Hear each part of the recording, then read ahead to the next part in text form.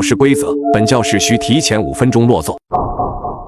早上睁开眼睛时，耳畔传来纷乱的警告：请所有学生在7点45分之前进入教学楼，否则你将会成为学校食堂的午餐。喇叭声震耳欲聋，其中的内容更是让我后背发凉。把学生做成午餐，什么意思？听着交杂不断的广播，我忍不住有些发愣，瞥了眼墙上，时钟已经指向了7点40分左右的位置，而我的身上正穿着蓝白色的校服。可我不是早就走出社会，工作了7、8年了吗？我将目光挪向窗外，对面果真立着一座高大的教学楼，带着一腔不解，我下楼去查看，慢慢靠近教学楼，身旁有着许多和我一样茫然的人，直到钟声响起的那一刻，我才小心翼翼地踏上楼梯。7点45分到了，我转头看去，那些尚未来得及踏入教学楼范围的人，全都化作一声巨响，噼里啪啦的齐齐爆开，一件件校服被扯得稀碎，飘扬在空中。看着一台台机器开始收集地上掉落的食材，本还残留着一丝睡意的我骤然清醒。这些学生真的成为了学校的午餐。刚踏进教学楼的走廊，第2轮广播声便当即响起：请所有学生在8点整前自由选定教室，坐下开始听课。一旦进入上课时间，尚未进入任何一间教室者，将会成为学校食堂的午餐。上课铃声响起之前30秒，老师们会在黑板上写下各自教室的规则，请严格按照规则执行，否则同样会成为学校食堂的午餐。听着周边无数个喇叭不断重复着这3句警告，我感觉头皮略有些发麻。虽然仍处于很懵的状态，但鉴于之前教学楼外血腥一幕的恐吓，我还是决定赶忙照做，直接就近找了间教室坐下，静静等待上课铃声的到来。教室里有30套整齐的桌椅和一位沉默不语的老师，直到倒计时1分钟的预备铃响起之后，才有大批观望者纷纷涌进教室，很快把位子填满。眼看墙上时钟仅剩30秒时，老师终于起身，面无表情地拿起一支白色粉笔，开始在墙上书写规则。老师的动作很慢，一笔一画极为考究，简直像是印刷体，似乎是掐准了时间。直到上课铃正式响起的那一刻，他才刚好写完最后一话。教室规则：本教室需提前5分钟落座。规则一出，整个教室顿时陷入了一片慌乱，因为绝大多数人都是卡着最后1分钟进来的。或许是为了在死亡面前做最后的挣扎，一个肌肉壮硕的男人猛然站起身来，用力拍碎脆弱的木桌，狠狠地看向所有人：各位，为什么要听这什么破老师的规矩？跟他拼了！随后他便冲向老师，而此时的老师面无表情，只是静静地看着这一幕。果然在即将靠近老师的最后一刻，壮汉的身体突然变得僵直，无法动弹。教室里的大喇叭在滋滋声后开启，补充一条学生行为准则：试图进攻或伤害老师的学生将成为学校食堂的员工餐。喇叭声落后，传出了轻舔嘴唇的声音：我们喜欢这样健壮又躁动的食材。话音一落，壮汉竟直接开始爆裂。不只是他，教室里所有卡点进入的人都纷纷炸开，鲜血横飞。有几个幸存的女生忍不住撑着桌子干呕。我目瞪口呆地看着几台机器驶进教室，开始收拾残局，而台上的老师就像是没看到这一幕，仍在自顾自地镇定讲课。这40分钟里，教室里的空气无限接近于窒息。下课铃声终于响起，老师非常及时地停止了讲课。我既感到害怕，又忍不住松了口气。根据我的观察，貌似只要遵从了黑板上的规定，就不会有什么大碍，哪怕全程没有听进去老师讲课的内容，也没出现任何问题。正当我松了口气走出教室的时候，教学楼里又传出了新的广播：恭喜各位还活着，可以继续听课。本校学生共有3000名，在第1堂课结束后还剩800名。可以预见，今天食堂的午餐将会非常丰盛。听到这里，我的心咯噔一跳，不知道别的教室都是些什么规则，但这个死亡率实在是有些吓人了。课间将有20分钟休息时间，请各位不要浪费，可以在操场、食堂等地方好好放松心情，迎接下一堂课。本教学楼共有9层，除开第5层是食堂和娱乐间以外，其余8层均为教室，请不要在相同的楼层参加2堂课，否则将会成为学校食堂的午餐。听完这话，我立马开始动身，前往第2层，在靠近楼梯的第1间教室，直接进入坐下，默默等待上课铃声的到来。有了上一堂课的教训，我不太敢卡着时间点落座，尽管知道每间教室都各有各的规则，但难免心有余悸。就这么煎熬地等待了足足10几分钟，终于等到预备铃声的响起。教室里的人越来越多，当然经过了第1轮的残酷淘汰，现在教室里不过坐了10来个人。最后30秒，老师在沉默中起身，拿出粉笔，开始在黑板上书写。所有人都屏住呼吸，看着老师的笔记：教室规则，本教室不需要。就在老师书写规则的时候，一道身影狼狈地挤进了教室，他仓促地钻进教室，险些摔了一跤。我递出一只手，总算让他扶住站稳，没有跌到地上。而此时，上课铃声刚好响起，老师黑板上的规则也终于写完。他松了口气的同时，冲着我微微一笑，看得出来，哪怕很慌张，但他还是保持着礼貌。可我转头看去，却发现老师书写的最后2个字竟是表情。教室规则：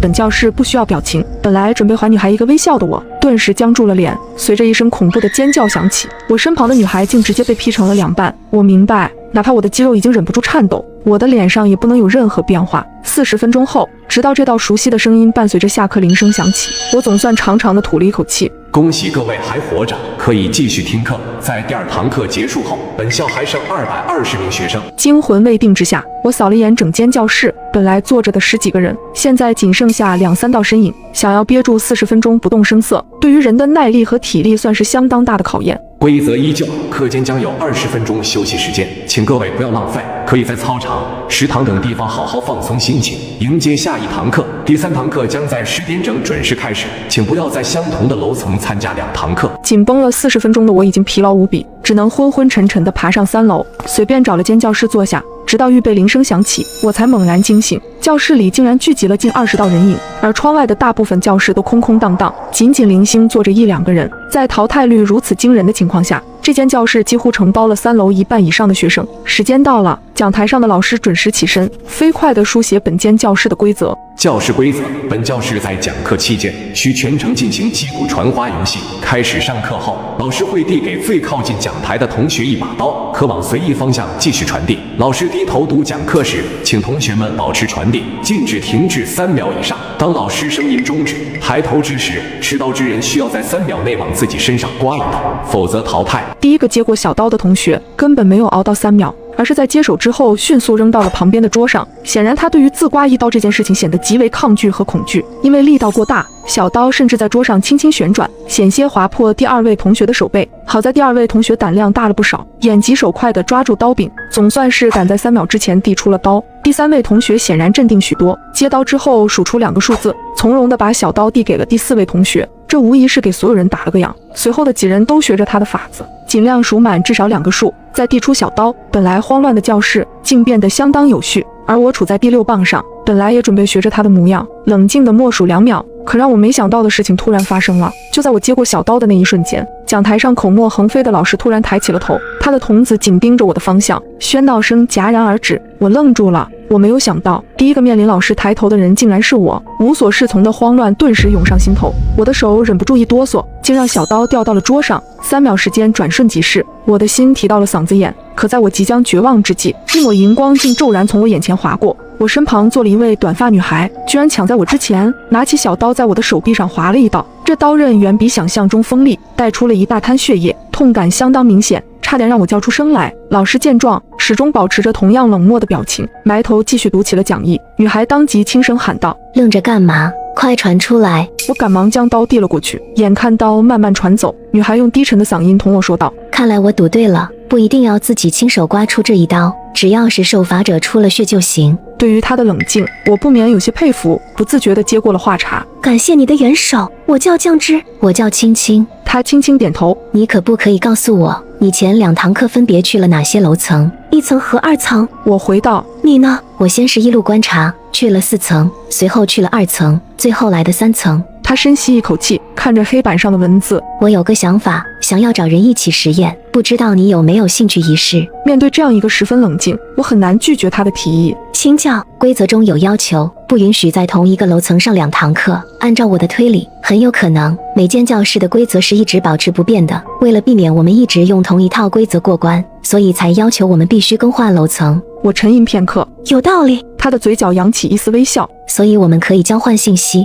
分别告知对方4楼和1楼的教室规则是什么，稳妥地减去一关的风险，如何？没问题。1楼最靠近楼梯的那间教室，规则是所有人必须提前5分钟落座。竟然还有这种规则，多谢你的情报。若是没有人提前告知，这样的教室真是让人防不胜防。他笑了笑。我第1堂课是在4楼上楼梯后，左手边第3间教室，规则是全程必须紧盯老师，禁止看向别的任何地方。随后他又有些担心地问道：“这样很考验一个人的注意力，毕竟1堂课有足足40分钟时间，你没问题吧？”放心吧，希望4堂课过去，我们还能再遇见。这一堂课看似凶险，却在大家的冷静默数和互相补救中安稳地度过了。我如释重负，和青青分别，踏上了前往4楼的阶梯。在左手边第3间教室，我安定地在角落里坐下，随后教室里前前后后走进来4、5道人影，广播里也无情地宣告着上一堂课的结果。在第3堂课结束后，本校还剩130名学生。相比于之前2轮远超半数的死亡率，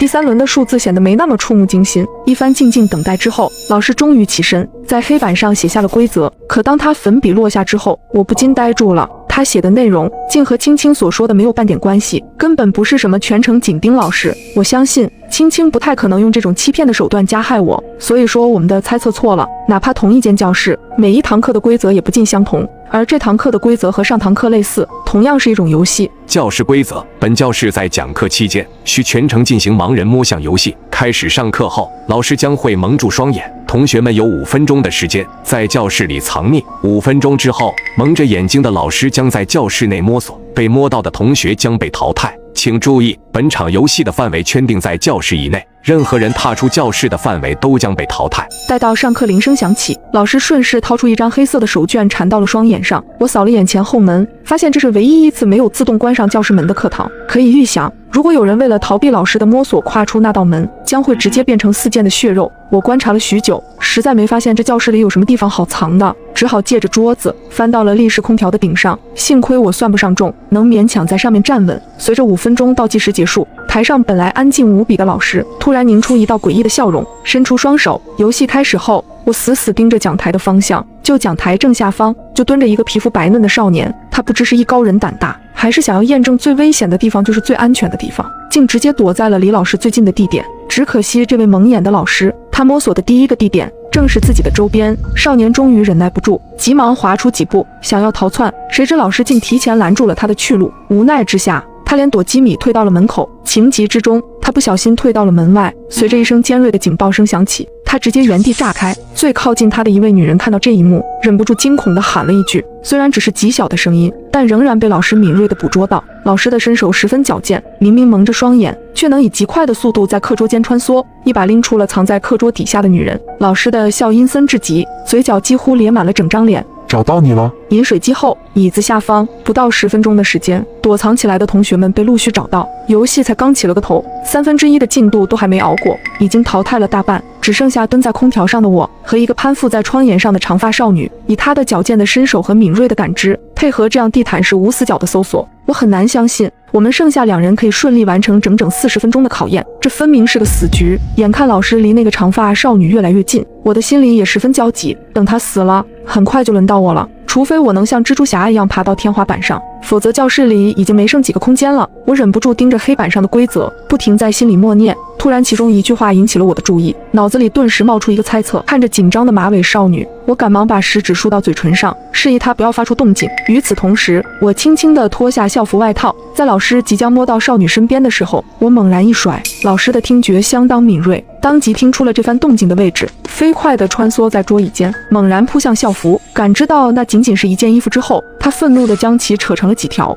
可蒙着眼睛的他并没有注意到，他的脚尖已经探出了门框。随着刺耳的警报声响起，老师化作了一团血沫，教室彻底安静了下来。距离下课还有20分钟，游戏提前结束了。少女充满好奇地对我说道：“谢谢你在关键时刻救了我，你是怎么想到这个办法的？”你注意看，规则里说的是任何人踏出教室的范围都会淘汰，可没有说不包括老师在内。少女恍然大悟，真是多亏有你，我叫小美。恭喜各位还活着，度过了上午的学习时光。在第4堂课结束后，本校还剩60名学生。下课铃声响起，广播里传来了熟悉的腔调，请各位同学在12点整之前准时前往教学楼5楼的食堂区域落座，直到下午13点45分再度开启。午餐期间，食堂以外的区域会进行消除行动，未进入食堂者将成为学校员工们的晚餐。我瞥了瞥身旁的小美，食堂开启了，准备上楼吧。我要去楼道等一个人，要一起吗？我们并肩而行，走到楼梯口上，终于见到了那抹熟悉的面孔，是青青。12点整，5楼食堂里，我们3人找了个角落，默默看着穿梭来往的食堂员工，他们不停朝桌子上端来碗盘。趁他们上菜的间隙，我询问青青：“我们猜错了，规则有变，你那边遇到了什么？我这边是打扑克牌。”青青瞥了瞥旁边的小美，教室里只有3人，规则就是打一场扑克，一共10轮，积分最高者活命，其余人直接爆炸。随后他耸了耸肩，如你所见，我手气不错。听起来似乎我们这边更加凶险。待我讲述了教室的规则和后续的发展之后，就连青青都不禁愣住了。各位，用餐时间到了。为了满足大家不同的饮食习惯，我们特意制作了3种不同的菜品。第一种是传统中餐，位于食堂东区；第二种是特制西餐，位于食堂西区，各种熟度的肉排；第3种是工业化熟食，位于食堂中区，是名副其实的午餐肉。一上午的课程过去，想必同学们都饿坏了吧？接下来的时间，请各位自便。喇叭声结束，我呆愣地看着我面前是东区所谓的肉丝炒肉丝，一股呕吐的不适感已经在喉咙和胃管之间徘徊。青青是我们中看起来最冷静的人，她先是看了看眉头皱紧的小美，你吃吗？不吃不吃，我宁愿饿着。随后她又看向了我，开玩笑，这东西怎么可能吃得下口？青青撇了撇嘴，好吧，我也不愿意吃。说完之后，她起身离开东区，走向了中区，拿了3捆午餐肉回来，给我们一人分了1捆。我纳闷地看着她，不是说不愿意吃吗？当然不愿意吃，但是现在忍得住，不代表一直忍得住。下午还有4堂课呢，拿着它，虽然不一定用得着，但也是给自己留一线生机。活着受点恶心总比死了强。听完这话，我和小美也不得不表示信服，赶紧把午餐肉揣进了兜里。而接下来的4堂课更加毛骨悚然。凌晨2点，楼上邻居突然在群里发了一条消息：今天我好像在咱们小区看见了一个通缉犯，就是隔壁县杀了一家4口然后潜逃的那个人。然而此言一出，整栋楼的人都不淡定了。1202，别吓我，是不是看错了？咱们小区治安还挺好的，怎么可能有什么通缉犯？刚才发消息的1301继续道，等我找找通缉令。不一会儿，他就在群里发出了一张截图，那是一个身材瘦削的男人，皮肤黝黑，是扔到人堆里就找不出来的普通长相。要不是下面的悬赏金额标着10万块，真看不出来这么个看着老实巴交的男人竟然是个通缉犯。我一开始还没怎么在意，刚才睡觉的时候越想越不对劲，总感觉眼熟，就在咱们小区小孩游乐设施那一块。我们俩打了个照面，这一下子群里的人都炸锅了。有知道内情的邻居忍不住说话：602，这人我知道，是我们老家的，听说是他闺女被同学搞大了肚子，结果人家不认，就把人一家都杀了。就那个小男孩和他妈侥幸跑出来了，听说当时屋里全是血，他爸肠子都出来了，吓死人了。502，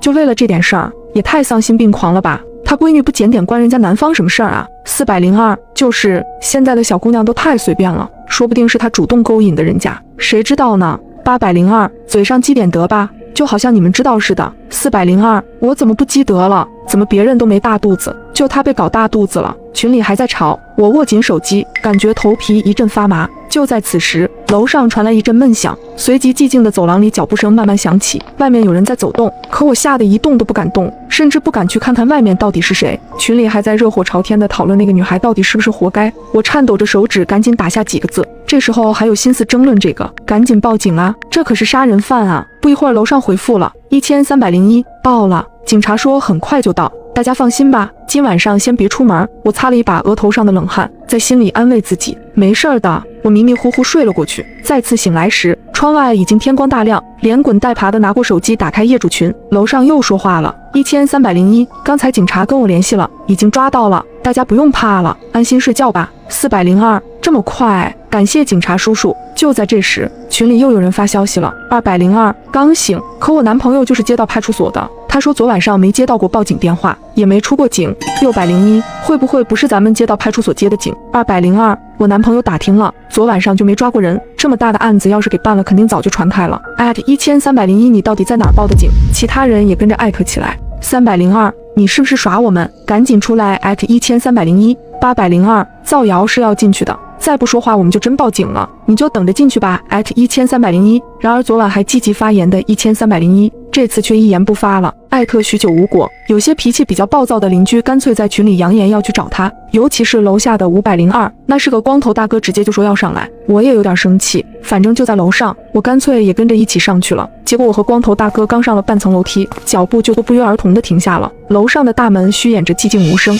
我们对视了一眼，我怎么感觉有点不对劲呢？大哥咬了咬牙，走，咱们上去看看这孙子到底出什么幺蛾子。到了门口，我总感觉空气中似乎弥漫着一股浓重的铁锈气。我刚想问大哥闻没闻到，他就伸手一把推开了门。1301的邻居正安静地躺在地上，瞳孔已经扩张开来，身下的血凝固发黑，白色的墙上写着2个血淋淋的大字：等我。当天小区里好像热油进了滚水，彻底沸腾起来了。经过法医的判断，这人死了挺长时间了，身体都硬了，死亡时间初步判定为昨天下午。可是明明今天凌晨4点的时候，1301还在群里说话来着。小区里出了命案，人人都开始害怕了。802，这人到底是怎么回事啊？怎么还开始报复社会了？现在是无差别杀人了吗？602，我感觉不会吧。因为听说当时他杀那一家4口的时候，那家里还有串门的邻居在，他也没杀人家，把人家放回去了，怎么会现在就开始随便杀人了？402，这种杀人犯怎么说好呢？可能就是心理变态了，想多拉几个人垫背呢。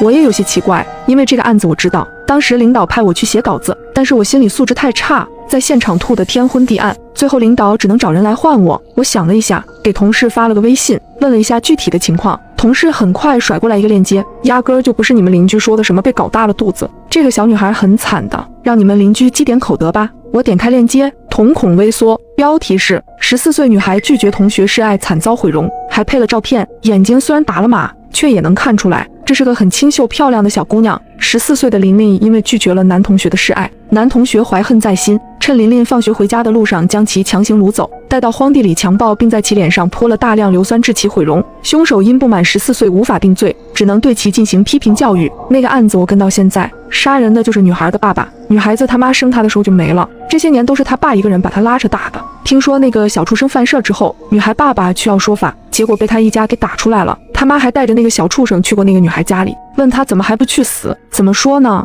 虽然杀人不对，但也真是被逼得没办法了。我抿住下唇，不管怎么说也不能杀人啊，给抓了留下那个女孩子自己可怎么办啊？同事沉默了一会儿，许久后他说道，那个女孩死了，是自杀。我把链接发到了群里，很快就有知情的邻居扒出了楼上的身份，原来1301叫赵一强，也是个网编记者，当时他全程报道了这件事儿，有邻居直接把他撰写的文章发到了群里。听村里人说，这个男孩是出了名的敦厚老实，非常腼腆也非常孝顺。据我了解，这个叫琳琳的女生在学校就比较爱打扮，和男同学们走得很近。小编认为一个巴掌拍不响，到底是什么能让一个老实人如此疯狂？或许是我们要思考的问题。他全程都在暗示被害的女孩子不自爱、不检点，故意勾引加害人，才迫使加害人一时冲动。群里开始激烈讨论。802，这个人说的什么东西？人家小女孩被强暴了，还被毁容，到他嘴里就成活该了。我看他现在才是活该。502，现在什么人也能叫敦厚老实了？老实人实惨。402，我觉得他说的没问题，怎么那么多女孩就非得强暴他？肯定是他不自爱啊，说不定是他主动约人家出去，后来又后悔了，想勒索人家，结果人家受不了才给他毁容的呢。502，楼上脑子进水了吧？给罪犯洗的。602，希望你以后也遇上这种人渣，到时候看你还说不说得出来这种话。402，呵呵，急了，你们就知道我说的不对。我发了一条消息，上一个这么写的人已经被杀了，你怎么就知道那个通缉犯现在就不在群里看着你的发言呢？说不定今晚就轮到你了。当天晚上群里又热闹起来了，无外乎那个叫刘贵友的通缉犯到现在还没被抓到。601，现在到处都是天眼，连个通缉犯都找不着，这群人干什么吃的？这时候402突然说话了，他先在群里发了一个新闻的评论截图，一个名为莫欺少年穷评论道，小小年纪就知道打扮了能是什么好东西？我看多半是仙人跳人家没成，把人家逼急了，活该。现在的女的都不是什么好东西，我支持这个男的，干得好，怎么没把他杀了？很明显，这个莫欺少年穷就是402，虽然不知道他为什么要发这些，但是群里立马炸开了。802，你有病吧？我看你才是真的反社会，你说这话也不怕遭了报应？键盘侠竟在我身边。502， 402，你什么意思？你还有脸发出来？402没说话，继续发了一张照片，照片里200斤左右的黑胖子正坐在电竞椅上。随即他发了最后一条消息，这就是我。第二天一早我就被警察敲了门。402死了，他死前你曾在群里说不定今晚就是你了，请问你是提前知道了些什么吗？我懵了，我不知道啊，我就是看不惯他那么说话随便吓唬他的，他怎么会真死了？在看了监控确定我当晚都没出门后，我的嫌疑被排除了，警察估计也就是走程序。谁都知道杀了他的肯定是刘贵友，但让我不解的是，真正害死刘贵友女儿的那个男同学和他妈妈已经逃出来了，他不去追杀他们，为什么倒要来我们小区杀这几个无关紧要的人？我赶紧把情况跟同事说了一下，问问他那边有没有什么新情况。同事过了一阵子才回，其实那个小姑娘一开始也没想死的，治疗也挺积极的，他爸还到处打听哪里植皮技术好，以后攒钱带她去整容，结果后来被那个记者把这事儿发网上了，还颠倒黑白。你也知道网上什么人都有，好多人就去骂小姑娘不检点，活该，反正说得很难听。结果那天回来，他爸就发现他割腕了，临死前手机屏幕上还是骂他怎么还不去死的私信。他把一张照片发给我，莫欺少年穷，母狗，你怎么还不去死？被毁容的滋味怎么样？爽不爽？我双眼发直，放下手机，怪不得他要杀了这2个人。赵一强把女孩的事情胡编乱造后发到网上，引导舆论网暴。402的私信则成了压倒女孩心理防线的最后一根稻草，所以女孩的父亲来复仇了。这些隐藏在网线后的蛆虫，在黑暗里肆意发泄着自己的扭曲和戾气，从来不需要为自己言行负责，让他们更加的肆无忌惮。自从这件事发生后，一直热闹的业主群终于安静下来了。刘桂友有很强的反侦查能力，这些天我们小区警车来来往往，到处都能看到巡逻的便衣，然而他却一直没被抓到。往日晚上热闹的小区已经一片死寂了。就这么过了几天，持续的高压让每个人都神经绷紧，警察恨不得把所有警力都出动驻扎在小区里，势必要把刘桂友拿下。然而刘桂友又杀人了，只是这次不在我们小区，而是在离我们这里很远的一片城乡结合部。他找到了那家逃出来的母子，杀了妈妈后把儿子绑走了。期间，我在网上刷到一个帖子，惨案，美孚公寓遭遇黑熊入侵，无一生还。我瞪大眼睛，因为我所在的公寓就叫美孚公寓。下一秒门上传来了指甲摩擦门的声音，我吓得一激灵。现在刚好是5月2号，我爸妈带着我妹出去旅游了，由于我还有个课题要完成，便留在了家里。刚刚那声音像极了有东西用长长的指甲在门上摩擦发出的声音。我恐惧地走到门边，探头往猫眼看去，走廊黑漆漆的，什么也看不见。不过那声音也没再响起来了，我松了口气，心想刚刚或许是听错了吧，肯定是受到那帖子的影响。那帖子是我无意中刷到的。最搞笑的是，帖子的发布时间是5月5号，也就是3天之后，很显然是个恶作剧帖子。不过那帖子说的内容实在有些吓人。帖子里说，在5月2号这天，有一只逃跑的黑熊进入了美孚公寓，这只黑熊非常的邪门，智商更是高的诡异。据说在这之前，这只黑熊是一只实验室黑熊，黑熊吃完人之后就消失了，到现在也没有抓到。有民间组织分析，这只黑熊是一只已经修成精的黑熊，它能在吃了人之后钻进人皮里，伪装成吃掉的人的样子。这种黑熊成精的故事，其实我已经听过不少了，但最让我觉得这个帖子可怕的是，发帖人却把美孚公寓的大门照片发上去了。这不就是我家楼下的公寓大门吗？真是晦气，这人神经吧，编这种玩笑。我忍不住骂道。正当我准备把这个帖子随手举报了之后，突然我看到下面多了很多跟帖。我有个表哥就是负责这个案子的，我听他说现场惨不忍睹，那只黑熊不仅杀人，还喜欢虐杀，现场找出的好几具尸体都是手脚分离的，是被那黑熊活生生给撕扯下来的。卧槽，这太恐怖了吧！最恐怖的是这只黑熊还没有被抓到，我吓得晚上都不敢关灯睡觉了。这次受害人里头就有一个我同校的学姐，可惜了，虽然我跟她不熟，但也是同一个社团的。我听到她被黑熊吃掉的时候哭了一天。楼上说的是清北大学的叶苏苏吧？我看了她生前的照片，可惜了，那么漂亮。冷不丁看到我的名字的时候，我愣住了，不会是同名吧？可我读的学校就是清北大学呀，而且这些跟帖是怎么回事？大夏天的我打了一个寒战，怎么这些人说的好像真有这回事发生了呢？也就在这个时候，整个屋子的灯无声无息的熄灭了，房子瞬间笼罩在了黑暗之中，我吓得差点尖叫出声。怎么回事？是停电了吗？我连忙去看公寓业主群，物业刚好在里头发了消息，请各位业主不要恐慌，我们公寓楼总电路出现故障，大概会停电2小时，已经有维修人员过来抢修了。现在是晚上快10点了，大半夜的突然停电了，又加上我在看这种帖子，确实是吓到我了。不过我很快冷静了下来，这个帖子的热度越来越高，跟帖的人也暴涨。今天也不是愚人节呀，我盯着那个叫做草莓甜心的 ID 名，就是那个说我是他社团学姐的，心想这该不会就是我微信里的那个社团学妹吧？她的微信名叫做草莓超甜。为了求证，我给那学妹发了微信，过了老半天，学妹才回复了我。学姐，我刚和室友在外头聚餐呢，你说什么吃人熊帖子，我没法回复啊。你看我和他们现在都在 KTV 呢。学妹的语气听起来很茫然，她很快发来一个视频，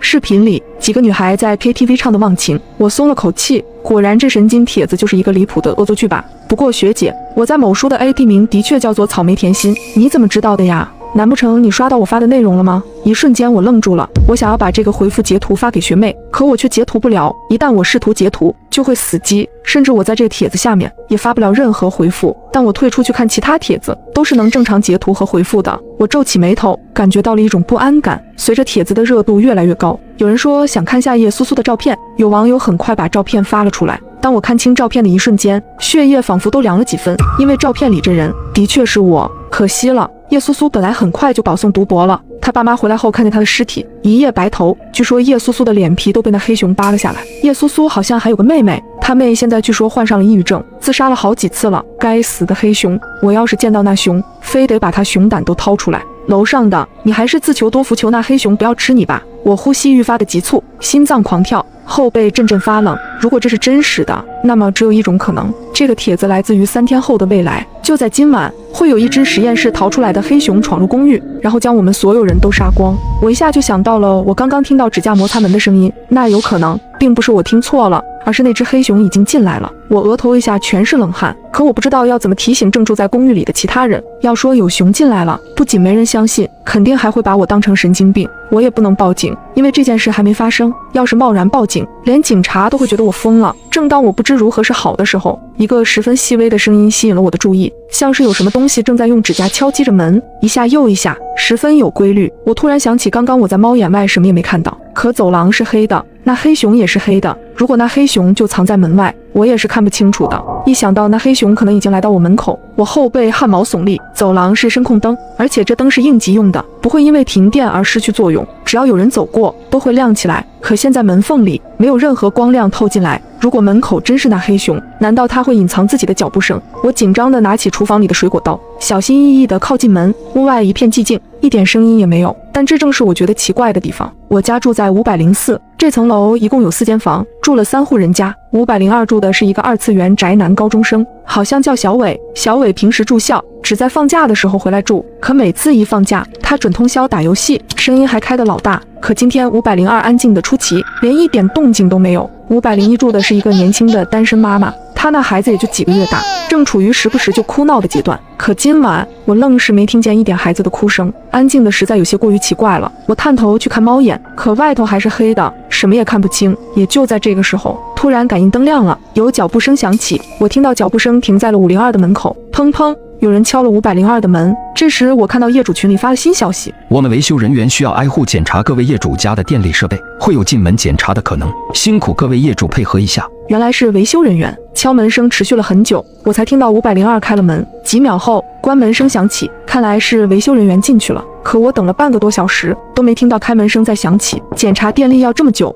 我有些困惑和不安。我给物业发去了微信，问他上门检查得多久。物业秒回，一般10来分钟，不过也说不准，要是遇到问题可能会久一点。不过我们的维修人员还没到，他说堵路上了。什么？维修人员还没到的话，那刚刚进502的是谁？我有502的小伟的微信，我连忙给小伟发了消息。小伟过了一会儿才回复了我，姐，我家水管破了，大晚上找人修呢。我给他打着手电筒修了半个多小时了，也没弄好，真折腾。我松了口气，想自己真的太疑神疑鬼了。但很快我又觉得不对劲。小伟之前在群里说话的时候，特别喜欢颜文字，每句话都得带个颜文字。可他刚刚给我发的这句话，没带半点颜文字。不过姐，你原来在家呀？我还以为你跟你爸妈出去了呢。小伟突然来了一句莫名其妙的话，我心里咯噔一声，总觉得有些不安。也就在这时，业主群里有人说话了：502，你家水管破裂了，怎么还没修好啊？弄得现在我家卫生间里都是水，把家具弄坏了你赔。我打你电话也不接，受不了，我要上去看看。我记得402住着的是一家3口，现在在群里说话的是402的男主人，男人5大3粗的，看起来就不太好惹。我连忙在物业群里发了消息，艾特所有人，今晚感觉不太太平，大家尽量不要出门。不过没人理我。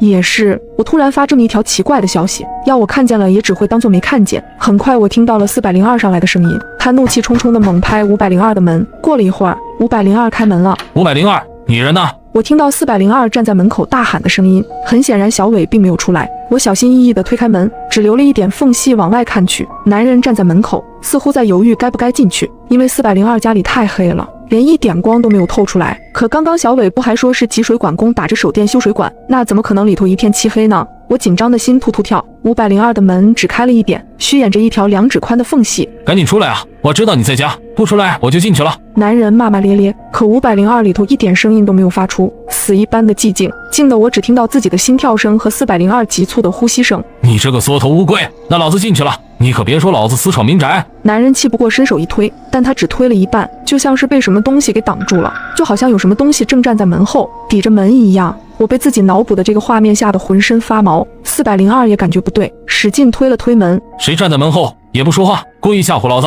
但402的声音也带上一点颤音。男人掏出了手机，打开手机手电筒往里头照去。下一刻，我和男人同时倒吸一口凉气。在手电光源的映照下，门后投出一个非常庞大的影子，那影子非常的大，看起来根本就不是人类的影子，更像是一只体型非常大的黑熊。男人也被吓得倒退一步。这什么东西啊？我焦急地把门推开大一点，压低声音朝他喊道：赶紧过来，那后头是一只黑熊。男人听到我的声音，难以置信地看着我。下一秒，一只巨大的熊爪飞快地从门后伸出，男人根本来不及躲，就被猛地拉进门内。我惊恐地捂住嘴，我只听到男人发出一声短促的惨叫，但很快就没声音了。我赶紧关上门，很快我听到了令人毛骨悚然的咀嚼声，男人肯定是被黑熊吃了。最开始进入小伟家的维修工应该就是那只黑熊，他吃掉了小伟，然后又用小伟手机来回复我的信息。现在我完全暴露了我一个人在家的事实，可我如果坚持不开门的话，黑熊又怎么进来？我颤抖着点开手机里的帖子，想要寻找一些有用的线索。突然我看到了有网友问出了和我一样的疑惑，如果不开门的话，那黑熊不就进不来了吗？公寓那么多人，怎么可能都会被杀死？底下很快有人评论，你是不知道，听说那黑熊邪得厉害。我听附近的居民说，那黑熊能从窗户里爬进来。不是吧，美孚公寓一共有8层啊，它这么高怎么爬进来？这是熊又不是蜘蛛侠，所以说那黑熊邪啊。而且之所以住户没听到什么声音，据说是因为那黑熊最先就拔掉受害人的舌头。别说了，我要睡不着觉了。我后背渗出黏腻的冷汗，难怪我刚刚只听到男人发出一声短促的惨叫，原来他的舌头被拔掉了。我立刻冲到家里的窗前，将所有窗户和阳台的门都锁好。这时房门被敲响，我看见402的男人站在我门口，他表情怪异，嘴角用力往上翘着，像是野兽在努力模仿人做表情。他一定是那只黑熊穿上了402的人皮。我屏住呼吸，不敢发出一点声音。突然门把手嘎吱转动了起来，紧接着门被撞得砰砰作响。他想用蛮力将门撞开，这怎么可能？这门可是结实的防盗门啊！但很快我就惊恐地瞪大眼睛，因为这结实的防盗门竟被黑熊撞得摇摇欲坠。我赶紧搬来了椅子抵住了门。正当我绝望的时刻，走廊尽头传来了开门声，是501开门了。半夜吵什么呢？我家孩子都被你吵醒了。他冲着男人质问道。我用尽全力朝着门外大喊：别出来，马上关门！402男人的脑袋以极快的速度扭了过去。几乎同时，我听到门重重关上的声音，门外的脚步声朝着501走去。501给我发来了微信，门外那是楼下的402吗？怎么瞧着不太对呀？还有你让我关门，是他有危险吗？不知道怎么跟你解释，反正那不是402，也不是人。你锁好窗户，别让他从窗户爬进来。不管谁喊你都不要开门，现在待在家里才是最安全的。男人正在敲501的门。501妹子，能借我一点感冒药吗？我儿子发烧了，刚刚敲了半天504的门，他没开，我就着急了点，吓到你了吧？不好意思。我心里祈祷501可千万别信402的话。还好501也察觉到402不对，不出声也没开门。402见501也不开门，脸色瞬间变得十分阴沉。他正准备撞门的时候，拐角处突然传来一个女人的声音：老公，你怎么去这么久啊？502的水管还没修好啊，一直在漏水，而且漏的水全是红色的，看着怪恶心的。不好，402的老婆找来了。一瞬间，我不知该如何是好。如果开门，402极有可能闯进来；可如果不开门，402的女人就没有任何逃跑的机会了。老公，你怎么站在那儿不动啊？你不是去502吗？女人疑惑地朝着男人走去，不过她很快意识到了不对。血，怎么这么多血？这个时候402男主以极快的速度朝着女人咬去，女人甚至还没来得及反应过来，就被她的老公一下咬住了腿。我看见黑熊从男人的身体里钻了出来，女人此刻应该恐惧到了极点，因为她根本想不到藏在自己老公身体里的是一只大黑熊。走廊里只有女人抽搐般的啜泣声，可过了一会儿，就连声音都没有了。黑熊吃完人，又钻进了402的身体里，可我没想到，它不再朝着我这里走来，而是突然不见了。正当我忐忑不安的时候，突然我听到身后传来响声，我扭过头，差点吓得魂飞魄散。402的男人就趴在窗户上，脸死死地贴在上面，正目不转睛地看着我。他用手掌拍打着窗户的玻璃：你要是敢进来，我就跟你拼了！我朝着黑熊大吼道。此刻我都做好了死的准备。男人对我诡异一笑，他停止了拍打玻璃的举动，快速地爬了下去，消失在我的视野里。